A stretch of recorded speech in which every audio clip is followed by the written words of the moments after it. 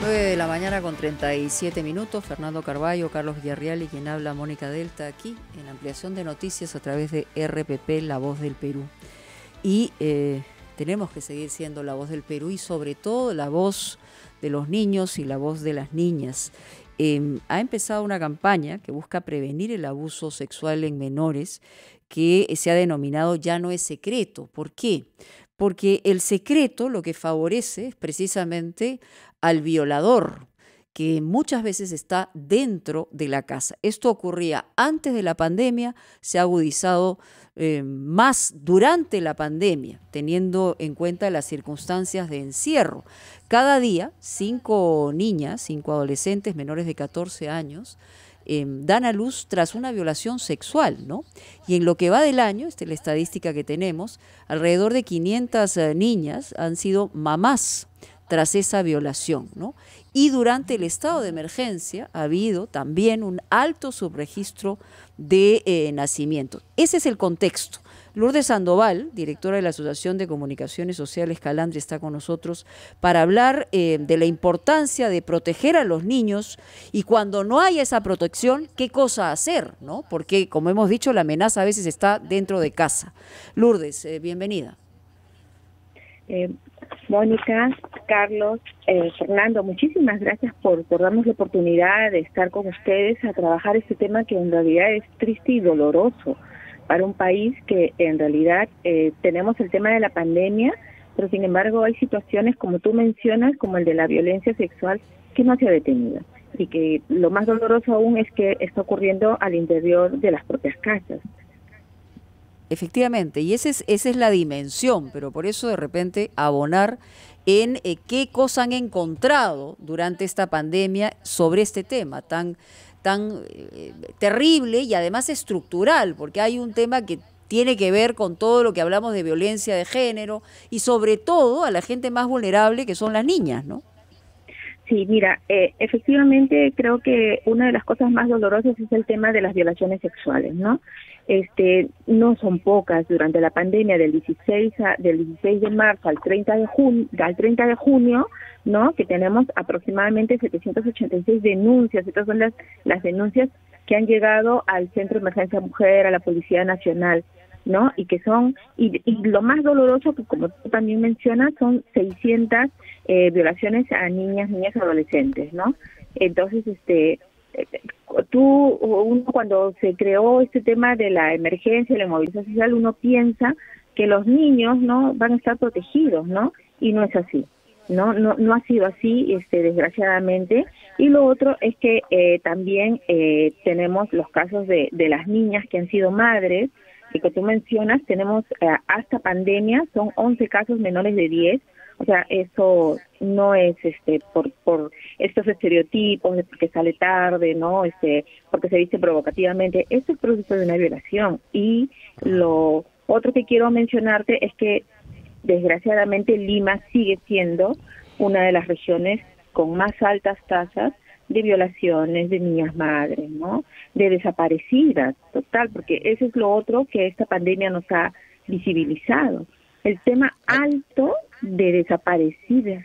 Son 1.200, pero de esas 1.200, 791 son niñas y adolescentes. ¿Dónde están? ¿Qué pasó? ¿Qué pasó en los hogares? ¿No?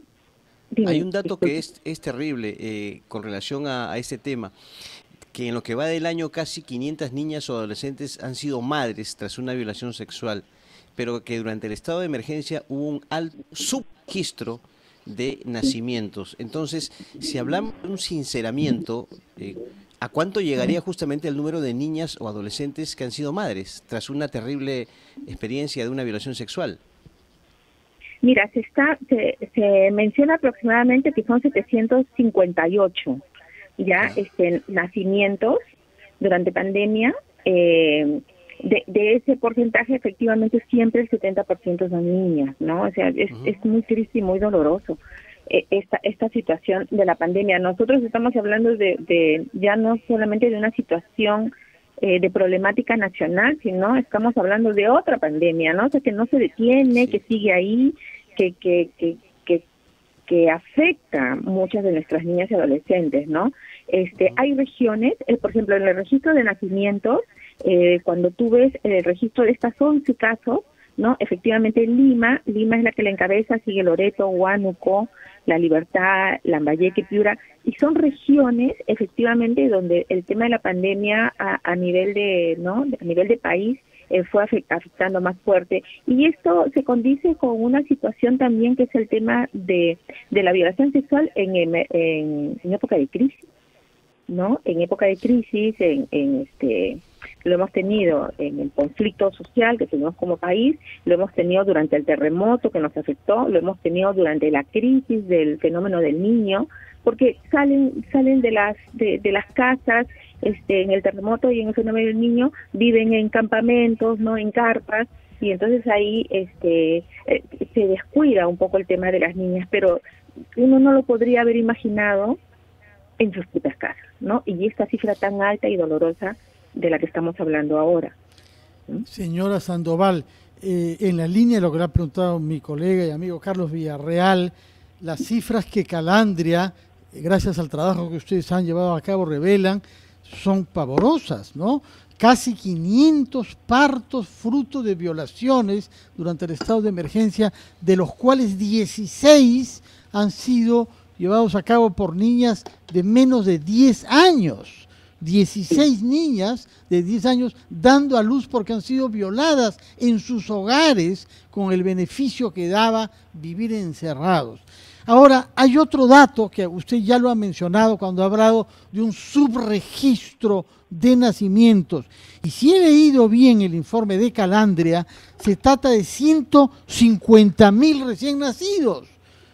¿Será posible que hayan 150.000 peruanos que no tienen un acta de nacimiento? Pero uno se pregunta después, los bonos, las colas, el desorden de los padrones, si es posible que en nuestro país nazcan 150.000 personas en medio año y que no figuren en los registros, realmente hay una falta de organización clamorosa.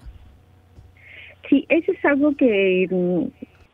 Ese es un reclamo, en realidad, al gobierno, ¿no? Nosotros entendemos, efectivamente, que ha habido toda una prioridad en el tema de la pandemia, ¿no? De la emergencia por la COVID-19.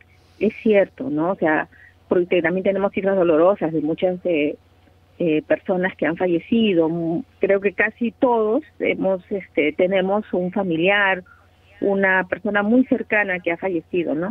Pero efectivamente hay cosas que no debieron haber parado, los servicios de atención primaria, por ejemplo, los hospitales que se convirtieron al 100% de atención al COVID, ¿no? Y ya no, por ejemplo, una mujer gestante, una niña, ya no podía ser atendida, ¿no? Ahí, entonces de ahí la maternidad es la que se ha bandeado, creo que durante todo este periodo, y en algún momento también ya no podía atender a más gestantes, ¿no? Y entonces todos los servicios colaterales a esos, que es el registro de los recién nacidos, ¿no?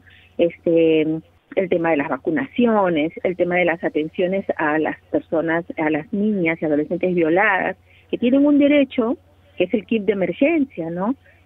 No han podido ser utilizados, ¿no? Y entonces lo que se pide ahora, que efectivamente seguimos en la emergencia, pero hay cosas que no pueden parar, como tú bien dices, ¿no? Porque le estamos restringiendo derechos a estas generaciones, ¿no?